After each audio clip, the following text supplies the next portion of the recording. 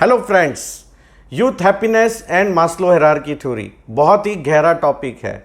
Youth जो है हमेशा हैप्पीनेस के पीछे भागता है और उसे अचीव करने के लिए वो बहुत से एक्टिविटीज़ में इन्वॉल्व होता है। चाहे वो सिनेमा हॉल में जाके 3 घंटे की मूवी देखनी हो, चाहे वो अपने गर्लफ्रेंड से मिलना हो, या फिर रेस्टोरेंट या बार में जाकर पार्टी ऑर्गेनाइज करनी हो। लेकिन क्या आपने सोचा है, इस हैप्पीनेस को अचीव करने के लिए कंजम्पशन बहुत ज़्यादा होता है और इस कंजम्पशन के साथ साथ में ये हैप्पीनेस जो है वो सस्टेनेबल नहीं होती है। जी हाँ दोस्तों, बहुत ही गहरा टॉपिक है और आप लोगों से मेरा ये निवेदन है कि इस वीडियो को लास्ट तक देखिए ताकि आप हैप्पीनेस को सही मायने में समझ सकें। जैसे कि यदि अगर हम बात करें ब्लेज़र्स की, सभी के लिए ब्लेज़र का साइज़ जो है वो एक नहीं हो सकता है। इसी तरह से ठीक हैप्पीनेस का पैरामीटर या हैप्पीनेस की डेफिनेशन जो है वो सभी के लिए एक जैसी नहीं हो सकती है। तो फिर हमें हैप्पीनेस को अचीव करने के लिए, वो भी सस्टेनेबल हैप्पीनेस को अचीव करने के लिए क्या करना होगा।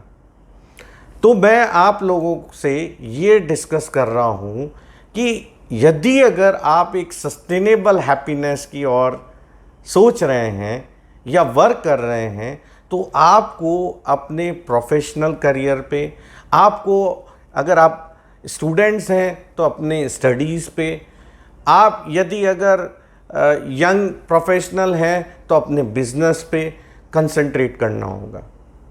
और यही सारी चीज़ें जो हैं आपको एक अकम्प्लिशमेंट का या कहें तो सेल्फ एक्चुअलाइजेशन का मौका देती हैं। तो जिस मास्लो हायरार्की थ्योरी का मैंने आपसे जिक्र किया वो सभी व्यक्ति के जीवन से डायरेक्टली रिलेटेड होता है, या कहें तो हर एक व्यक्ति के जीवन को डायरेक्टली डिफाइन करता है।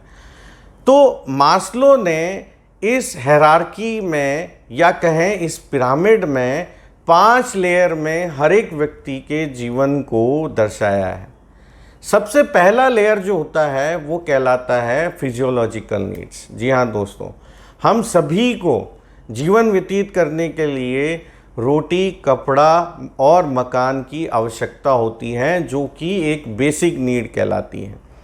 तो यदि वो एक मज़दूर है, यदि वो एक आर्किटेक्चर है, यदि वो एक हेल्थ केयर प्रोफेशनल है, ये सभी व्यक्ति अपने जीवन में काम पे या अपने प्रोफेशन पे ध्यान देते हैं ताकि इस बेसिक नीड को फुलफ़िल कर सके। और जब व्यक्ति इस बेसिक नीड को फुलफ़िल कर लेता है तो उसे एक अनुभूति होती है और वो अनुभूति है हैप्पीनेस की। इसके बाद दूसरा एक लेयर आता है जिसे हम कहते हैं सेफ्टी नीड्स। जी हाँ दोस्तों, जैसा कि हम लोगों ने देखा कि कोविड के दौरान कई लोगों ने अपनी नौकरी या अपना व्यापार खो बैठे, और हर व्यक्ति ये चाहता है कि जो भी वो व्यापार कर रहा है या जो भी वो नौकरी कर रहा है वो सस्टेनेबल रहे, वो लॉन्ग टर्म पे रहे, ताकि वो अपने बेसिक नीड को फुलफ़िल कर सके। तो बेसिक नीड को फुलफ़िल करने के लिए सेफ्टी नीड की आवश्यकता होती है। और यदि कहें कि अगर वो अपने फैमिली को भी सेव करना चाहे, जैसे कि कई व्यक्ति जो हैं वो इंश्योरेंस खरीदते हैं, कई व्यक्ति जो हैं वो बेसिक नीड जैसे कि मकान बनाते हैं, प्रॉपर्टी बनाते हैं, या कुछ ऐसा प्रॉपर्टी खड़ा करते हैं जिससे कि उनके पश्चात, उनके जीवन के पश्चात या उन व्यक्ति के गुजर जाने के पश्चात भी उनकी फैमिली जो है वो अपना गुजर बसर कर सके और उन्हें किसी और के ऊपर में डिपेंडेंट नहीं होना पड़े। यदि कोई व्यक्ति फिजियोलॉजिकल नीड्स को फुलफ़िल कर ले, सेफ्टी नीड्स को फुलफ़िल कर ले, तो तीसरा लेयर आता है जिसे कहते हैं लव एंड बिलोंगिंगनेस। जी हाँ दोस्तों, हम सभी एक सामाजिक प्राणी है। हम कभी भी अलग नहीं रह सकते हैं या सोसाइटी से, समाज से बिल्कुल अलग नहीं रह सकते हैं। हमें हमारे जीवन व्यापन के लिए दोस्त चाहिए, फैमिली चाहिए, रिलेशंस चाहिए, जिससे कि हम अपना लव और अफेक्शन शो कर सकें। तो ये तीसरा लेयर जो है वो यूथ को ये सिखाता है कि आप अपने व्यस्त जीवन में मूल्य समय जो है वो अपने बड़ों के साथ में, अपने परिवारजनों के साथ में, अपने रिश्तेदारों के साथ में समय बिताएं, ताकि आप उस सुख का, जो कि मैं सस्टेनेबल हैप्पीनेस की बात कर रहा हूँ, उसका भी अनुभव प्राप्त कर सकें।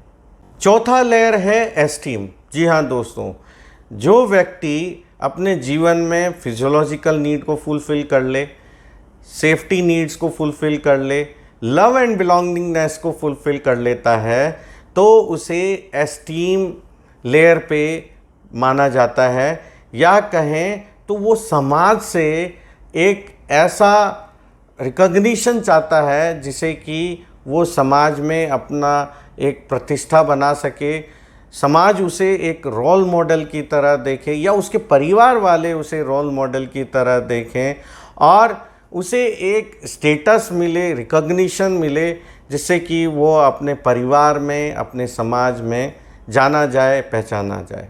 फिफ्थ लेयर है सेल्फ एक्चुअलाइजेशन नीड। जी हाँ दोस्तों, ये मास्लो हायरार्की थ्योरी का हाईएस्ट पीक है, जिसमें 1000 व्यक्तियों में से केवल 1 या 2 व्यक्ति ही इस पीक को अचीव करते हैं।